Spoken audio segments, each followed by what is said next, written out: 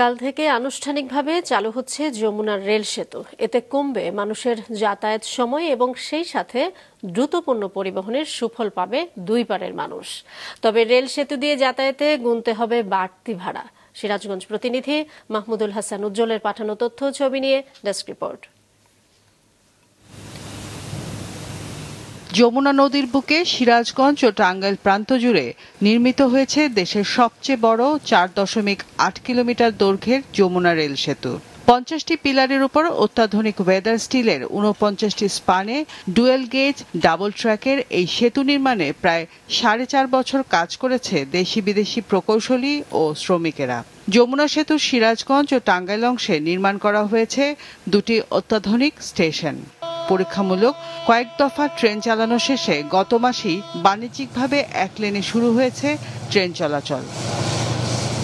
আগামীকাল অনাড়ম্বর উদ্বোধনীতে উপস্থিত থাকবেন সেতু নির্মাণে অর্থায়নকারী প্রতিষ্ঠান জাইকার প্রধান সহ রেলপথ মন্ত্রণালয়ের নীতি নির্ধারকেরা। যমুনা পূর্ববারে আমাদের একটা ট্রেন উদ্বোধনী একটা ট্রেন থাকবে, সেই ট্রেনটা নিয়ে আমরা পশ্চিম পারে সয়দাবাদ স্টেশন পর্যন্ত আসবো এবং এখান থেকে আবার ব্যাক করে চলে যাবেন। এখানে রেলপথ মন্ত্রণালয়ের সচিব সহ ঊর্ধ্বতন কর্মকর্তারা থাকবেন এবং জাইকার হাই অফিসিয়াল ওনারা এই অনুষ্ঠানে থাকবেন।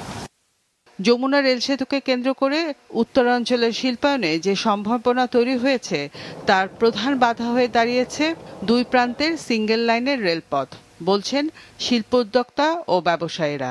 ট্রেনটি চালু হলে এই মালামাল দ্রুততম সময়ে আসবে এবং সকল জিনিসপত্রের মূল্য কমে যাবে এবং আমাদের যে পরিবহন খরচটা এটি কমে গেলে তাহলে কিন্তু পণ্যের মূল্যও কমে যাবে। সেই জন্য আমরা সিরাজগঞ্জবাসী উপকৃত হব, যারা আমরা সিরাজগঞ্জবাসীর পক্ষ থেকে যারা ব্যবসায়ী আছি তারাও উপকৃত হব। যদি জয়দেবপুর থেকে যমুনা রেল ব্রিজ এবং যমুনা রেল ব্রিজ থেকে ঈশ্বরদী পর্যন্ত যদি ডাবল লেন এবং সর্বোপরি বগুড়া থেকে সিরাজগঞ্জের রেল লাইন যদি এখানে প্রস্তুত হয়, তাহলে এই রেল সেতুর পূর্ণ স্বাদ যেটাকে বলে পূর্ণ মাত্রার যে আমরা উপকারটা তখন এটা পাবো। সেতুর পুরো সুবিধা পেতে দুই পাশে ডাবল লাইন করা জরুরি বলে জানান বাংলাদেশ রেলওয়ে পরিচালকও। যেহেতু আমাদের ব্রিজের দুই পাশে এখনো ডাবল লাইন হয় নাই, কাজেই এই সুবিধা পাইতে গেলে আমাদেরকে আর একটু অপেক্ষা করতে হবে। সেক্ষেত্রে এই দুই পারে আমাদেরকে ডাবল লাইন আসলে কানেক্টিভিটি লাগবে। এ বিষয়ে প্রাথমিক পরীক্ষা নিরীক্ষা শুরু হয়েছে বলে জানিয়েছেন রেলপথ মন্ত্রণালয়।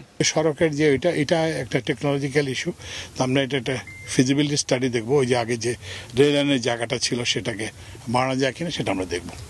এদিকে উদ্বোধনের পর ওই রুটের সেতু ব্যবহারকারীদের গুনতে হবে ট্রেনের বাড়তি ভাড়া।